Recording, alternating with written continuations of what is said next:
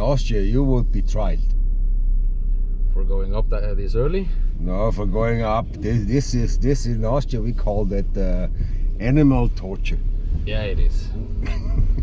It's too early in the morning. So we have the waders and shoes. yeah, Okay. put the waders in the back and your shoes.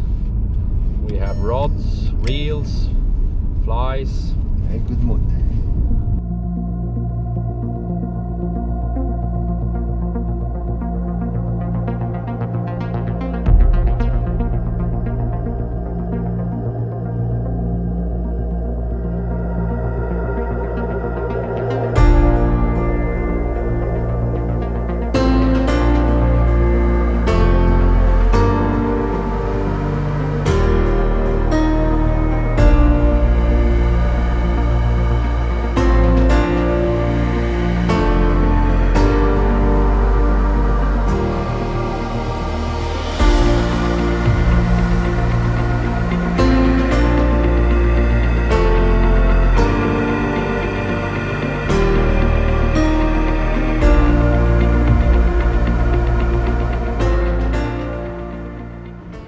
Vlog number 5, and welcome to Oslo Gardermoen Airport. Really looks like an abandoned airport due to the corona situation, but anyhow, we are here to pick up my friend and colleague Franz from Goflyfishing Austria, and together we are going to fish up here in beautiful Norway for a whole week, and I'm really excited about it. So let's find Franz so we can get out fishing.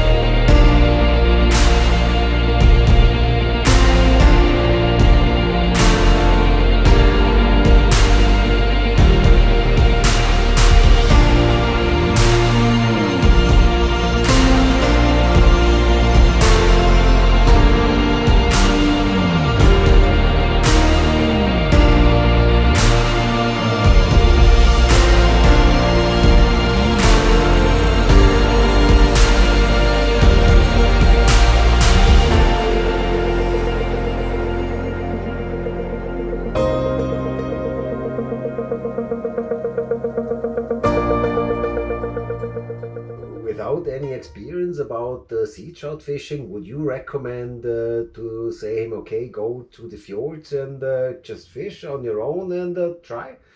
Yes, would this be successful? Yeah, you could be lucky finding the right bay where the herring is, the sea trout is, and the seabass is. Yeah. Of course, you can be lucky, but it's going to be very difficult. You need at least to know somebody that knows the spots, and up here we have a couple of guys that are spotting a little bit. We are going out fishing a lot, so we follow a little bit the schools of herring, and we see what's happening. So we will have a better chance of showing you where to go and where to potentially catch fish. But we cannot guarantee you that you will catch anything. That's the difficult part. So if you are a fly fisherman that are not out for the whole experience, you just want to go to a nice location and catch a lot of fish, this might not be the best spot in the world to go. I should be honest about that. But if you want to have a new experience and try to catch the silver bar of the sea, and as a bonus maybe find a sea bass, this is an adventure. Yeah, it is. It is. So, but you have to be patient, and you also have to have in your mind that we can go like we did 3 days without catching anything. But after 3 days, we decided to go uteskjær. Yeah. Uteskjær, a new word in Norwegian for me as well. Yeah. Uteskjær means we go out to the Skjær Islands. Yeah, out of a little where bit the cold water is and where the current is different, because the current in the fjord is brought down by the islands, which are laying in front of the mainland. Yeah. It's called the Westskjærs, are they called that? Yeah. And we went uteskjær. Yeah. Means outer, on the outer part, and we came there and we found the promising conditions. Yeah. And it was that way. And if you don't have any guide which has that experience and will tell you where to go, and this could be the spot, because the situation there is that the current is bringing cold water in, and if without this experience, it would be probably very difficult to find the fish. Yeah, and we can also see that we also went for some dry fly fishing for 1 day as well. That was not successful at all due to the temperature in the water, and we were in the lake, and that is promising, that lake. But it's all about the conditions. You can come here to Norway in the start of August and have a little bit of shitty weather, not so hot that we have now. Yeah. And then the conditions will actually be perfect. Yeah. But if we hit the conditions like we have now, with the sun is up all the time and it's very hot, then you have to change the game plan. Yeah. Okay. Yeah. So, but I think we managed to find the fish all the time. We were in all the spots we've been in. We have been seeing herrings and rising fish. Yeah. So we have been doing exactly the right thing the whole week. But took us a couple of days before we, and then we ran into some sea bass. What do you think about the sea bass? Oh, the sea bass was great. I guess the greatest thing to catch one was actually after the catch. Yeah. I had a good bite and could bring in the sea bass. Yeah. Carl was telling me this is. I was asking because I've never caught a sea bass before. Yeah. And I was actually exciting how it tastes in a pan and in a plate. Yeah. And he said that's probably the most expensive, first of all, and the best fish and the best meal you could actually have. Yeah. And the best thing actually catching the sea bass was afterwards, when we went back to the car. Yeah. We met the guy packing in his stuff as well, like we did, and it was already dark. Yeah. Approximately 10:30, around that, quarter to 11. And Carl was talking a little bit with the guy in Norwegian, and I could just pick up some snatches. And I could understand that this guy is a local fly fisherman, fishing these spots there for years, but never caught actually in his life a sea bass. Yeah, that's right. And I came here from Austria, and actually as a greenhorn.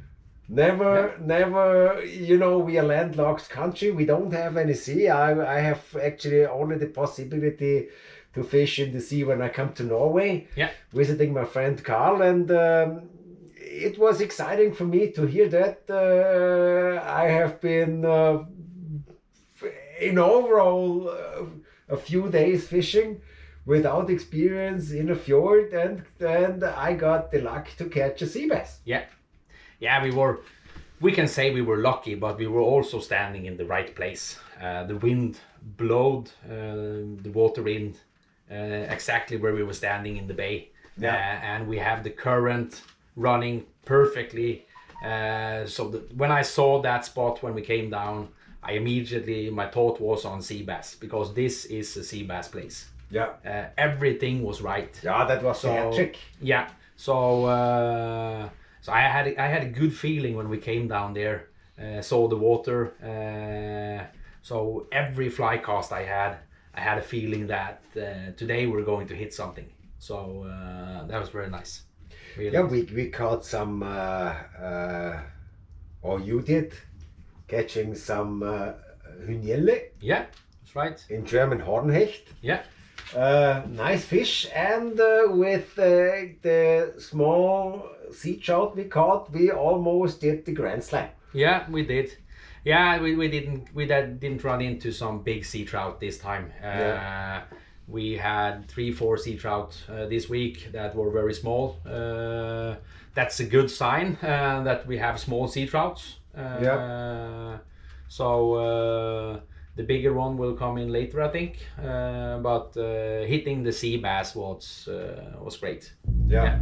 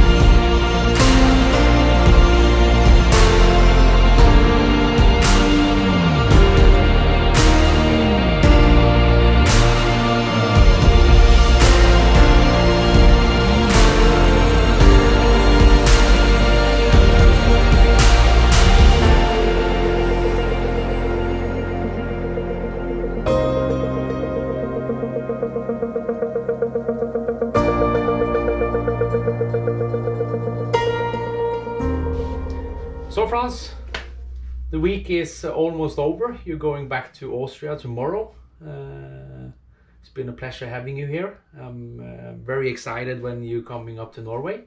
So I'm looking forward to next time you will come over, and I'm definitely looking forward to seeing you this autumn in Austria. So we can go fishing. So if you want to come here to the Seatrout Lodge and visit Franz and I, then we will have open from the 1st of April and until October. So you can contact even Franz or me. I will have the contact information further down below. So please contact us if you want to come over. I think the best time to come over is from April to June, and of course from late August to October. That will be maybe the prime time, due to in the middle of the summer the temperature and the weather can make it a little bit difficult. But contact us and we will take a talk and find out an arrangement for you. But so, even though, and I have to say, even in the summer, and now it's summer, yeah, it is warm. Yeah. That is for all these Middle Europeans. They think Norway is that cold. I can tell you, it isn't. Yeah, it isn't. It isn't. So we have arranged with our kids for this afternoon, going swimming to the fjord. Yeah. Relax a little bit. Maybe we will go fishing in the evening again. Yeah. For an hour too. We will see that. Yeah. And even though the summer maybe doesn't provide that much fish and it's harder to find them, it's a little bit harder to catch them. Yeah. But even though the fjords are very beautiful and the country is beautiful and the people, the Norwegian, are especially beautiful and nice and very good hosts. Yeah. And they know how to make party. Yeah, we do. We know how to make party, and we also know how to relax a little bit. So yeah. So thank you very much, Franz. It's been a pleasure having you here. Thank you, Carl. Yeah. And we will see you. And remember, go fly fishing.